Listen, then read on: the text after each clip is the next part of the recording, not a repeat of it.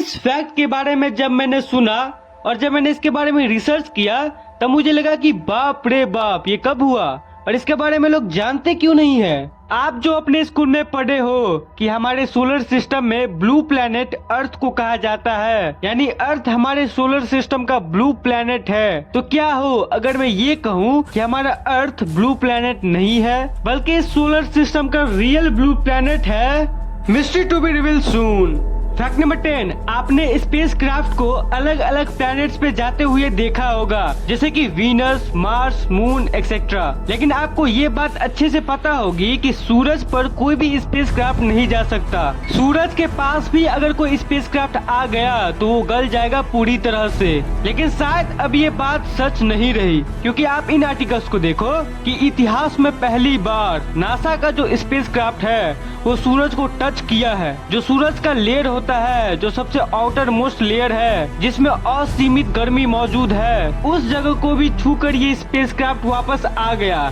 ये इस चीज को दिखाती है कि हमारा जो सिविलाइजेशन है वो कितनी तेजी से तरक्की कर पा रहा है। और जो आप ये फैक्ट सुने होंगे पहले कि सन का अगर हम 1% भी की तरह से बैटरी में स्टोर कर लिए तो धरती पे आने वाले जितने भी साल होंगे हमें बिजली उत्पादन की जरूरत पड़ेगी ही नहीं। इसे वैज्ञानिकों की दुनिया का मिरेकल कहा जाता है। अल्टीमेट टेक्नोलॉजी पता है क्या होगी? वो टेक्नोलॉजी जिसमें सूरज के अंदर कोई भी स्पेसक्राफ्ट जाए और फिर भी ना पिघले। ऐसा कोई मेटल या फिर ऐसा कोई टेक्नोलॉजी आ जाए तो। और मैं आपको बता दूं कि धरती से जो सूरज की दूरी है वो है 150 मिलियन किलोमीटर और जो सन का टेम्परेचर है वो है 1.5 crore degree Celsius. Fact number 9, dogs यानी कुत्ते को जब गर्मी लगती है तो आपने कभी देखा है कुत्ते को पसीना आ रहा है? बात यह है ना कि कुत्तों का जो बॉडी होता है उससे आप कभी पसीना निकलते देखे ही नहीं होंगे। कुत्तों को पसीना आता ही नहीं है। उनके फर में पूरे बॉडी एरिया में कभी भी पसीना नहीं आएगा। सिर्फ उसके पंजे में और नाक के पास देखना, कभी वो खेलते रहेंगे और उनके नाक से पसीना आते रहेगा। तो कुत्तों के बॉडी से कभी पसीना नहीं निकलता, उसके नाक और पैर के पंजों से ही बस निकलता है। फैक्ट नंबर 8, क्या आपको पता है कि कितने सारे कंपनीज के सीईओ जो है वो इंडियन है? एक बहुत ही इंटरेस्टिंग सी लिस्ट आई थी, आप देख सकते हो अपने स्क्रीन पे कि कितने सारे कंपनीज जैसे माइक्रोसॉफ्ट के सत्य नडेला, अल्फाबेट यानी गूगल के सुंदर पिचाई, नोवार्टिस्ट, अडोब, IBM, स्टारबक्स और भी कितने सारे ग्लोबल कंपनीज का जो सीईओ है वो इंडियन है। और आप जो मेरा ये वीडियो जिस प्लेटफॉर्म पे देख रहे हो यानी कि यूट्यूब, तो उसका भी सीईओ एक इंडियन ही है। जी हाँ, यूट्यूब का जो सीईओ है वो नील मोहन है। नील मोहन सर, अगर आप ये वीडियो देख रहे हो तो प्लीज मेरे चैनल को सब्सक्राइब कर दीजिएगा और मेरे चैनल को मोनेटाइज कराने में हेल्प कीजिएगा। फैक्ट नंबर 7, क्या आपको पता है कि दुनिया का सबसे महंगा घर कौन सा है? दिमाग में आता है ये घर, ये जो मुकेश अंबानी का जो घर है एंटेलिया, जो मुंबई का एक लंबा सा टावर है, तो ये घर एक्चुअली में $2 बिलियन का है, यानी करीब 16,000 करोड़ रुपए का। ये मुकेश अंबानी 16,000 करोड़ रुपए के घर में रहते हैं, जो कि सिर्फ इंडिया का सबसे महंगा घर है। यानी कि इससे भी ज्यादा महंगा एक घर है दुनिया में जो एंटेलिया से भी ज्यादा महंगा है। यानी कि इस वर्ल्ड का सबसे महंगा घर जो है वो चाइना का जो ऑफिशियल है, यानी राष्ट्रपति और मंत्री लोग वो जिस घर में रहते हैं, जिस घर को आप अपने स्क्रीन पर देख रहे हो, जोन घेनहाई इसका नाम है। ये घर दुनिया की सबसे महंगी घर है, वर्ल्ड के सबसे टॉप पे आती है, क्योंकि इसका कीमत $40 बिलियन है। कहाँ एंटेलिया 2 बिलियन का और कहाँ ये घर 40 बिलियन का। फैक्ट नंबर 6, आपको पता है कि पहले के जमाने में ऐसे बहुत सारे जानवर हुआ करते थे जो कि अब नहीं है, यानी विलुप्त हो गए हैं। लेकिन पता है साइंटिस्ट कुछ ऐसा कर रहे हैं जिससे इनको वापस लाना संभव हो सकता है। आप पहले इन आर्टिकल्स को देखो कि कैसे सारे एक्सटिंक्ट जानवरों को जेनेटिक इंजीनियरिंग के थ्रू वो लोग ला रहे हैं। लैब के अंदर एम्ब्रायोस को बनाकर और डीएनए सैंपल्स को लेके उसको आर्टिफिशियली बना के वो लोग वापस लाने की कोशिश कर रहे हैं, क्योंकि जो क्रिएचर्स थे पहले उनका कहीं ना कहीं सुराग है, कहीं ना कहीं डीएनए सैंपल है। तो उन सैंपल्स का यूज करके अगर उसको जिंदा कर पाए तो ये बहुत ही बड़ी सक्सेस होगी, क्योंकि अगर 2-3 को भी बना दिए वो लोग तो वो आपस में ही रिप्रोड्यूस करके हजारों लाखों बन सकते हैं। लेकिन इंसान भी कितना अजीब है, पहले खुद ही मार के लुप्त कर दिया और फिर लैब में वापस जिंदा कर रहा है। फैक्ट नंबर 5, चैट जीपीटी के बारे में तो आप लोग जानते ही होंगे। ये चैटबॉट का यूजर इतनी तेजी से बढ़ रहा है कि ये देखते ही देखते 100 मिलियन पार कर गया। इस चैटबॉट को ओपन एआई कंपनी ने डेवलप किया है, लेकिन इसके बारे में एक न्यूज सामने आई है, ध्यान से सुनो।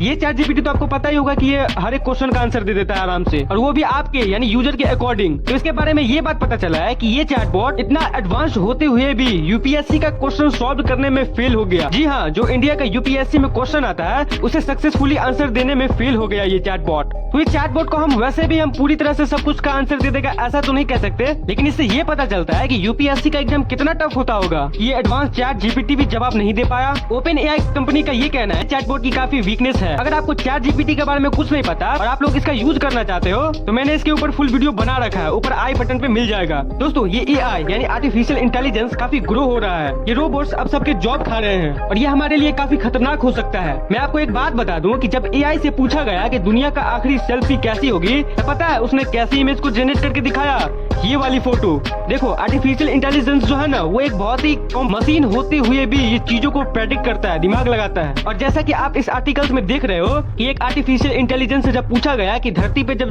जीवन काल समाप्त होगी तो उस समय की आखिरी सेल्फी कुछ ऐसी दिखेगी। मतलब रोबोट्स हमें ये बताने की कोशिश कर रहा है कि ऐसे डिस्ट्रक्शन होगा और जो लास्ट सेल्फी होगी जो दुनिया का सबसे लास्ट इंसान ले रहा होगा वो कुछ ऐसा दिखेगा। और ये कितनी अजीब बात है कि एआई अपने में एनालिस्ट करके ये बताता है कि फ्यूचर में ऐसा क्या होगा। आप कुछ फोटोज को देख सकते हो जो एआई ने जनरेट किया है। फैक्ट नंबर 4, क्या आपको पता है कि चैमोन एक्सपीरियंस में एक ऐसा ग्लास का कंपार्टमेंट है जिसका नाम है स्टेप इनटू द वॉइड। ये जो ग्लास है ये लिटरली 3842 किलोमीटर ऊपर है। मतलब अगर आप इसके अंदर जाओगे और ये बाई चांस टूट गया तो आप सीधे 4 किलोमीटर नीचे जाके गिरोगे। It's so dangerous. जैसा कि भारत के राजगीर में एक ग्लास ब्रिज मौजूद है, उसी का एक अल्टरनेटिव एडवांस वर्जन है ये।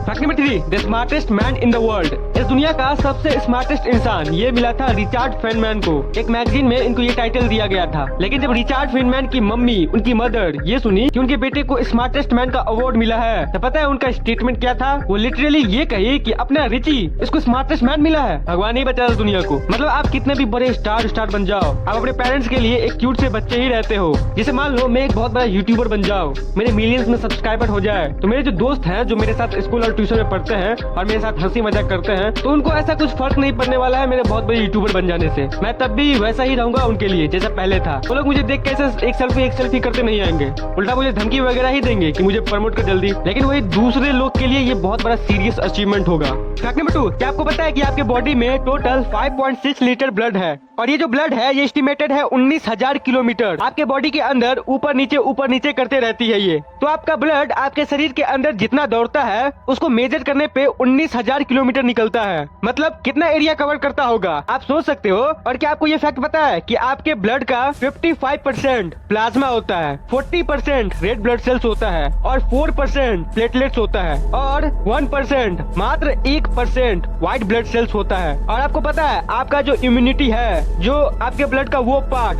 जो आपके शरीर में बीमारियों से लड़ता है, वो वही 1% वाला व्हाइट ब्लड सेल ही है। क्या आपको पता है कि आपके ब्लड में बहुत सारे मेटल्स है जैसे iron, aluminium, copper, magnesium, silicon, silver. और आपको ये सुनकर हैरानी होगी कि मेटल में तो गोल्ड भी आता है, तो ह्यूमन बॉडी में करीब 0.2 मिलीग्राम सोना भी मौजूद है। आपको तो पता ही होगा कि आपके बॉडी में नया ब्लड बनते रहता है हमेशा। तो जो ब्लड का जो कॉम्पोजिशन होता है उसका भी एक्चुअली में लाइफ स्पैन होता है। जैसा कि जो रेड ब्लड सेल है आपके बॉडी में, लाल वाला पार्ट, तो उसका लाइफ स्पैन है करीब 4 महीने यानी 120 दिनों के आसपास। प्लेटलेट्स का है करीब 9 दिन और व्हाइट ब्लड सेल जो कि सबसे इम्पोर्टेंट है ब्लड में, जो बीमारियों से लड़ता है, उसका तो कुछ घंटों से कुछ दिनों तक है, 1 से 2 दिन। फैक्ट नंबर 1, कई लोगों को ये लगता है कि हमारे सोलर सिस्टम का जो ब्लू प्लेनेट है वो अर्थ है। आप लोगों ने बुकों में पढ़ा होगा कि earth is a blue planet, but actually में ये बस एक मिथ है। हम जानते हैं कि हमारा अर्थ पे एक्चुअली में 70% वाटर ही है, इसलिए हमारा अर्थ ब्लू दिखाई पड़ता है। बट मैं आपको बता दूं कि 100% ब्लू नहीं है। हमारा सोलर सिस्टम में जो नेपच्यून है वो पूरे ही ब्लू कलर का है और अकॉर्डिंग टू नासा नेपच्यून को ही ब्लू प्लेनेट माना जाता है। तो दोस्तों आपको ये वीडियो कैसा लगा कमेंट में बताइएगा।